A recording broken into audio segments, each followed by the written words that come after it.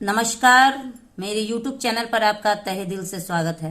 मैं संतोषी स्वागत करती हूँ आपका आपके अपने YouTube चैनल संतोषी क्लासेस में।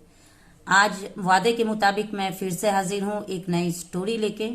स्टोरी बहुत ही शॉर्ट स्टोरी है, मॉरल स्टोरी है, सुन के आपको बहुत ही मज़ा आएगा।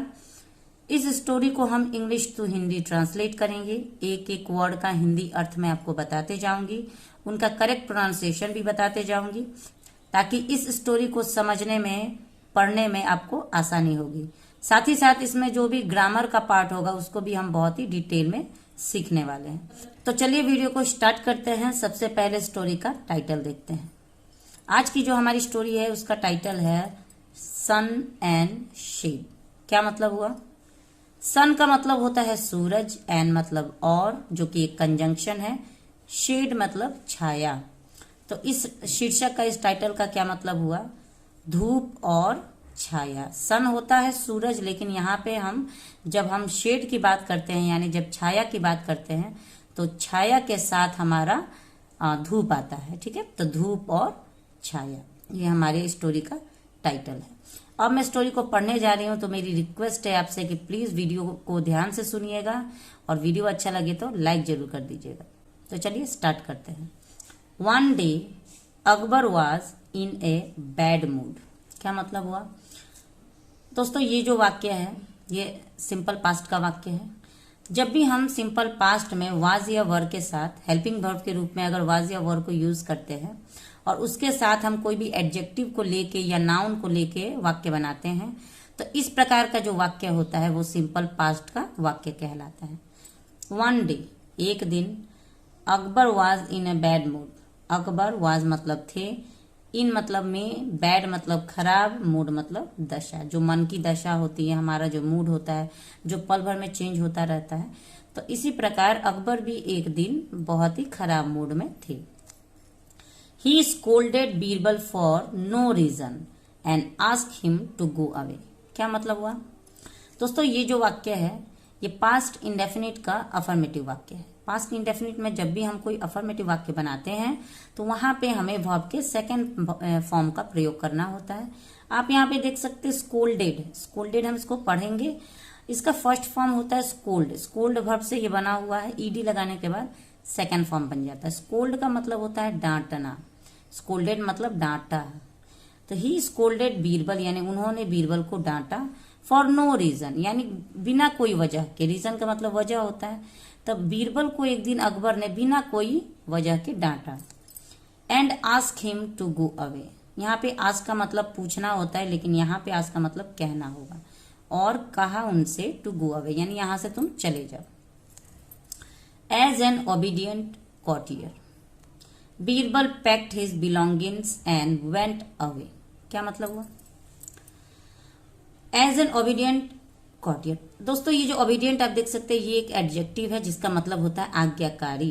ठीक है, तो एज एन ओबीडियंट का मतलब हुआ आज्ञाकारी, कॉटियर मतलब दरबारी। तो आज्ञाकारी दरबारी के रूप में बीरबल पैक्ट, यानी कि जैसे ही उन्होंने आदेश दिया, तो क्योंकि बीरबल एक बहुत ही आज्ञाकारी दरबारी थे अकबर के, तो उन्होंने बिना कुछ सोचे समझे हिज बिलोंगिंग्स का मतलब होता है यहाँ पे बिलोंगिंग्स, उनका जो सामान है, बहुमूल्य सामान है, कोई भी यूज का जो सामान होता है, सारा सामान अपना पैक कर लिया। पैक का मतलब होता है समेट लेना।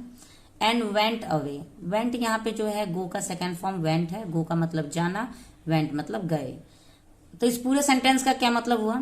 As an obedient courtier Birbal packed his belongings and went away. तो एक आज्ञाकारी दरबारी के रूप में बीरबल ने अपना सारा सामान समेटा और वहां से चले गए। ठीक है, अगला देखते हैं।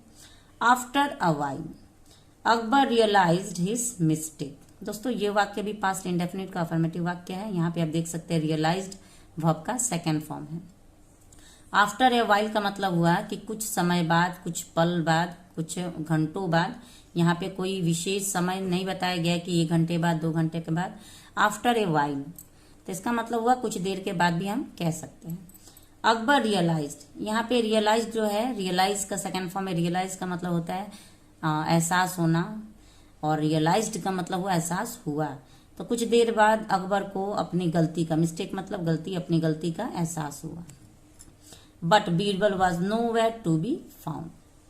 बट मतलब लेकिन, बीरबल वॉज नोवेयर, यहाँ पे जो आप देख सकते हैं नोवेयर, ये जो नोवेयर है ये इंडेफिनिट प्रोनाउन है। अब प्रोनाउन का जब आप भाग पढ़ेंगे तो वहां पे आपको एक पार्ट मिलेगा इंडेफिनिट प्रोनाउन। इंडेफिनिट प्रोनाउन ऐसा प्रोनाउन होता है जिसमें किसी पार्टिकुलर व्यक्ति का हम नाम नहीं दर्शाते हैं या पर्टिकुलर जगह का नाम नहीं दर्शाते। नोवेयर, नोवेयर कुछ भी हो सकता है, कहीं भी हो सकता है।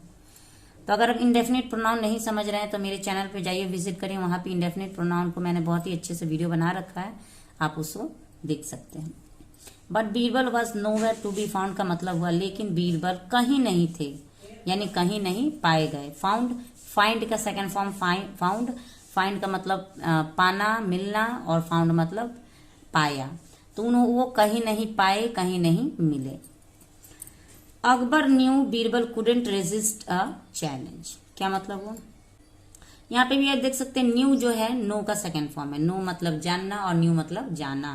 तो अकबर जानते थे, बीरबल कुडेंट रेसिस्ट, यहाँ पे कुडेंट जो है कुड नॉट का कंट्रक्शन फॉर्म है, शॉर्ट में हम लिखते हैं कुड नॉट। पास्ट की एबिलिटी को जब हम प्रेजेंट में दिखाएंगे तो वहां पे हमें कैन की जगह हमें कुड का प्रयोग करना होता है। तो Akbar knew Birbal couldn't resist, resist का मतलब होता है विरोध करना और चैलेंज। तो इस पूरे सेंटेंस का क्या मतलब हुआ कि अकबर जानते थे कि बीरबल किसी भी चैलेंज का विरोध नहीं कर सकते थे, ठीक है। सो ही अनाउंस्ड, सो मतलब इसलिए, ही अनाउंस्ड, अनाउंस्ड का मतलब होता है घोषणा करना। तो इसीलिए उन्होंने घोषणा किया, anyone who walks in the sun without carrying an umbrella but still is under shade shall win 1000 gold coins. क्या मतलब हुआ दोस्तों? ये जो आप देख सकते हैं ये कोटेशन मार्क है जो कि डायरेक्ट स्पीच में यूज किया जाता है।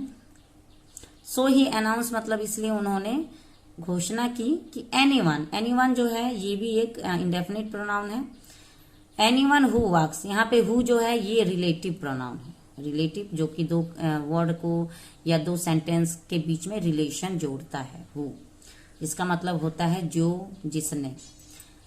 तो एनीवन यानी कोई भी, हु वॉक्स जो चलता है, इन द सन यानी धूप में जो चलता है, विदाउट कैरिंग एन अम्ब्रेला बिना लिए, कैरिंग मतलब लेना, बिना छतरी लिए, बिना छाता लिए अगर कोई धूप में चलता है, बट मतलब लेकिन, जो कि एक कंजंक्शन है, but still is under shade, लेकिन फिर भी वो छाया में रहे। अब देखिए कितनी ऊट पटांग उलझन वाला चैलेंज अकबर दिए थे, अनाउंस किए थे यानी घोषणा किए थे कि जो भी धूप में चलेगा बिना छाता लिए, ठीक है, लेकिन फिर भी वो छाया में होना चाहिए।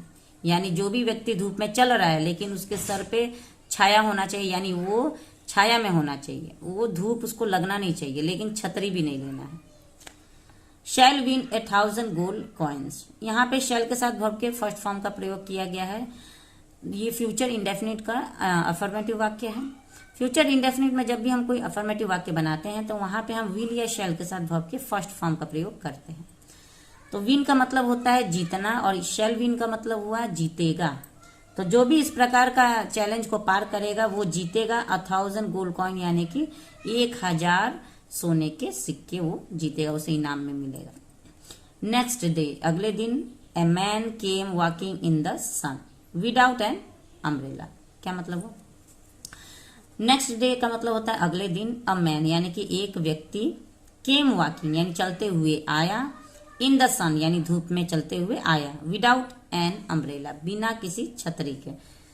ही held a coat made of jute strings over his head and said. क्या मतलब हुआ दोस्तों? यहाँ पे आप देख सकते हैं ये जो हेल्ड है ये होल्ड का सेकेंड फॉर्म है। होल्ड का मतलब पकड़ना, हेल्ड मतलब पकड़ा। जैसा कि आप यहाँ पे फिगर में देख सकते हैं, इस व्यक्ति ने ये जो खाट पकड़ रखा है इसी को कोट बोलते हैं, ठीक है। तो एक खाट वो पकड़ रखा था अपने सर पे जो कि धागे से बुना हुआ था। वो भी कौन सा धागा? जूट का धागा, ठीक है, जो रस्सी बनी हुई होती है, पटुआ उसको हम लोग बोलते हैं ऐसे लोकल भाषा में। ओवर हिज हेड यानी अपने सर के ऊपर, एंड सेड और वो व्यक्ति बोला, आई विन मैं जीत गया, I walked in the sun but was still under the shade of this coat. अब वो व्यक्ति कहता है कि मैं जीत गया, मैं धूप में चला। आई वॉक्ड इन द सन मतलब मैं धूप में चला लेकिन फिर भी मैं छाया में हूं। आपके चैलेंज के मुताबिक, आपकी चुनौती के मुताबिक जो व्यक्ति धूप में चलेगा बिना छाता लिए, सिर्फ छाता की बात हुई थी, लेकिन वो छाया में होना चाहिए। तो मैं उसी प्रकार मैं धूप में चल के आया हूं आपके पास, मेरे पास कोई छतरी भी नहीं है, लेकिन फिर भी मैं छाया में हूं, तो मैं जीत गया।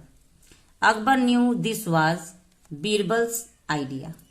अकबर न्यू, यहाँ पे न्यू जो है नो का सेकेंड फॉर्म है, नो न्यू। तो नो का मतलब होता है जानना, न्यू मतलब जाना।